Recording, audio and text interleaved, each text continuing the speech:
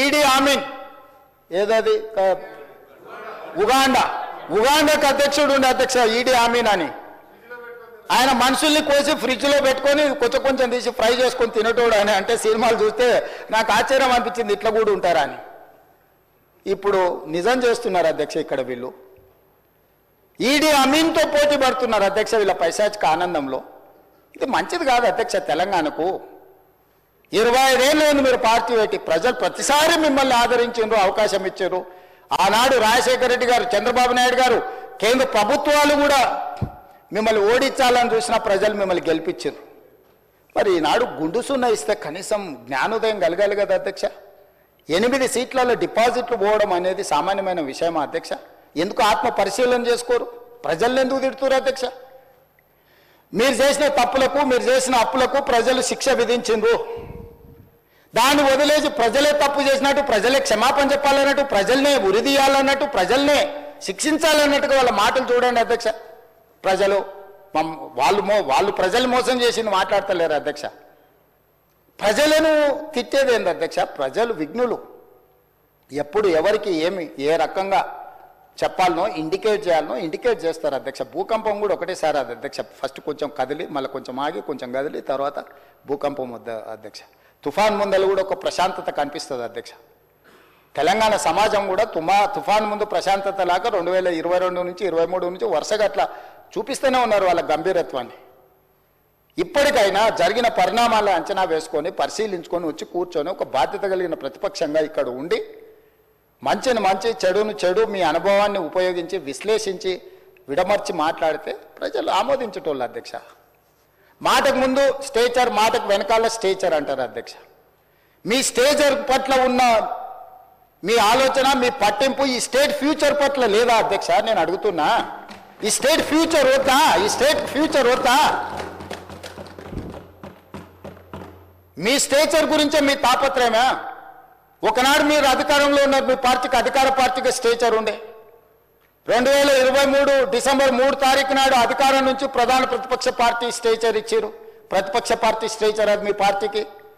2024 మే జూన్లో పార్లమెంట్ జరిగింది, గుండు సున్నా ఇచ్చిండ్రు, మీ పార్టీని మార్చరికి పంపించారు. నేనేం తప్పు మాట్లాడిన అధ్యక్ష? ఏమన్నా నేను? ఆనాడు మీరు అధికారంలో ఉన్నారు, స్టేచర్ ఉండే, తర్వాత ప్రతిపక్షం స్టేచర్ పడిపోయింది, ఆ తర్వాత గుండు సున్నా వచ్చి 8 డిపాజిట్లు పోయినాక మార్చరీలకు పోయిందని అన్న అధ్యక్ష. నేనేమన్నా అధ్యక్ష? అందులో తప్పేముంది అధ్యక్ష? బీఆర్ఎస్ ఈరోజు మార్చరీలో ఉందని నేను చెప్పిన అధ్యక్ష. దాన్ని ఒక వ్యక్తిని అన్నట్టుగాను, పెద్ద ఆయన్ని చంద్రశేఖరరావు గారు నేను అన్నట్టుగా హరీష్ రావు గారు, కేటీఆర్ గారు చిత్రీకరిస్తున్నారు అధ్యక్ష. అంత కుత్సిత స్వభావం నాకు లేదు అధ్యక్ష. చంద్రశేఖరరావు గారి దగ్గర ఉన్న కుర్చీని 4 కోట్ల తెలంగాణ ప్రజలు గుంజుకొని నన్ను తెచ్చి ఇక్కడ కూర్చోబెట్టారు అధ్యక్ష. ఇంకేముంది అధ్యక్ష చంద్రశేఖరరావు గారి దగ్గర నేను తీసుకోవడానికి? వారి దగ్గర ఉన్న ప్రధాన ప్రతిపక్ష హోదా. ఆ ప్రధాన ప్రతిపక్ష హోదా ఎవరికి కావాలి అధ్యక్ష? అయితే హరీష్ రావు గారు కావాలి, లేకపోతే కేటీఆర్ కావాలి. అయితే గీతే ఏదైనా కోరుకుంటే జరగరాంది ఏదైనా జరిగితే వాళ్ళిద్దరు ఆ కుర్చీ కోసం పోటీ పడతారు. కానీ నేను ఇక్కడి నుంచి అక్కడికి పోను కదా అధ్యక్ష. నేనెందుకు కోరుకుంటా అధ్యక్ష? ఇది సింపుల్ లాజిక్ కదా అధ్యక్ష. నాకెందుకు ఆపాదిస్తున్నారు అధ్యక్ష అట్లాంటి తప్పుడు మాటలు అన్నిటినీ? నేను అట్లా కోరుకుంటలేను అధ్యక్ష. 100 సంవత్సరాలు ఆయురారోగ్యాలతో చంద్రశేఖరరావు గారు ఉండాలి, వారు ఆ ప్రతిపక్షంలో అట్లనే ఉండాలి, నేను ఇక్కడనే ఉండాలి, వారు సూచనలు చేస్తూనే ఉండాలి, నేను మంచి పరిపాలన అందిస్తూనే ఉండాలి, మా ఆర్థిక మంత్రి గారు మాకు నిధులు అందిస్తూనే ఉండాలి అధ్యక్ష. ఇది మా ఆలోచన అధ్యక్ష, ఇది మా భవిష్యత్ కార్యాచరణ. నేనెందుకు కోరుకుంటా అధ్యక్ష? నాకెందుకు? వాళ్ళు సరిపోను అన్నట్టు మళ్ళీ నేను కావాలా? వాళ్ళ ఇంట్లోనే పోటీలు పడుతారు నలుగురు, ఎవరు అందులోకి రావాలను. మా మిత్రుడు మహేశ్వర్ రెడ్డి గారు కూడా ఉన్నారు. మంచి మనసు ఉంటే మాతో పాటు ఇక్కడ కూర్చుంటాడు, ఈ రోజు కాకపోతే రేపైనా. ఏమున్నది అధ్యక్ష? నాకు మంచి ఫ్రెండే, నేనేం కాదంటలేను అధ్యక్ష.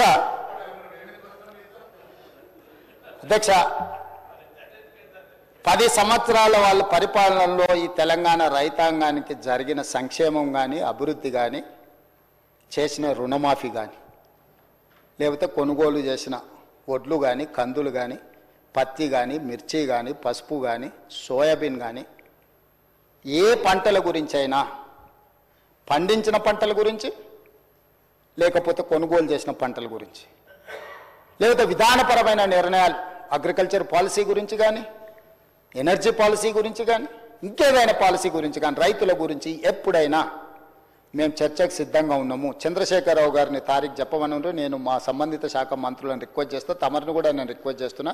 ప్రధాన ప్రతిపక్ష నాయకుడు గారు ఒకవేళ ఏదైనా సూచన చేస్తే any specific discussion on the subject మాకేం అభ్యంతరం లేదు అధ్యక్ష. నేను కూడా మిమ్మల్ని విజ్ఞప్తి చేస్తున్నా, రైతులకు సంబంధించిన దాని మీద వారు ఎప్పుడు అడిగినా మనం చర్చ చేద్దాం అధ్యక్ష.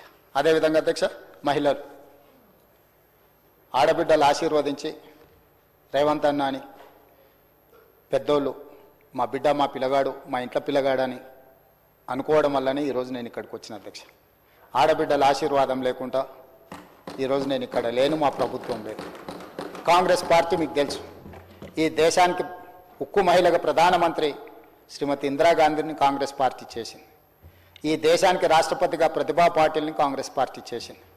లోక్సభ స్పీకర్గా మీరా కుమారి బాబు జగ్జీవన్ రామ్ గారి కుమార్తె తెలంగాణ రాష్ట్రాన్ని స్పీకర్గా తెలంగాణ రాష్ట్రాన్ని ఇచ్చిన మహిళ స్పీకర్గా కాంగ్రెస్ పార్టీ చేసింది.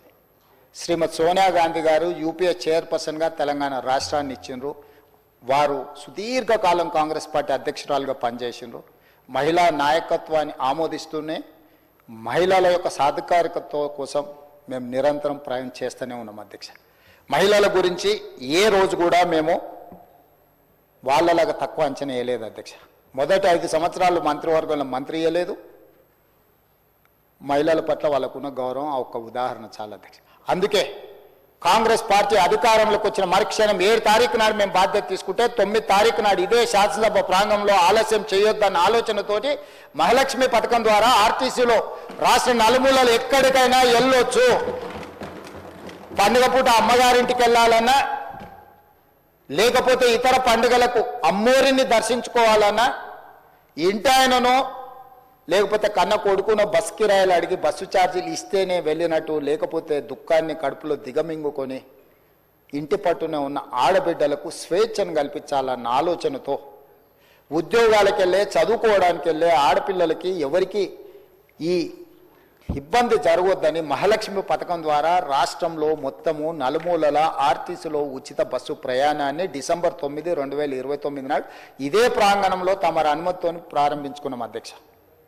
ఆ పథకం దాదాపుగా 150 కోట్ల మంది ఈ 15 నెలల మహిళలు ఆర్టీసీలో ఉచితంగా ప్రయాణం చేయడం వల్ల మా ఆర్థిక శాఖ ఆర్టీసీ కార్పొరేషన్ పొన్నం ప్రభాకర్ గారు ఇక్కడ ఉన్నారు, 5,500 కోట్ల దాదాపుగా ఆర్టీసీకి ఈరోజు చెల్లించింది అధ్యక్ష.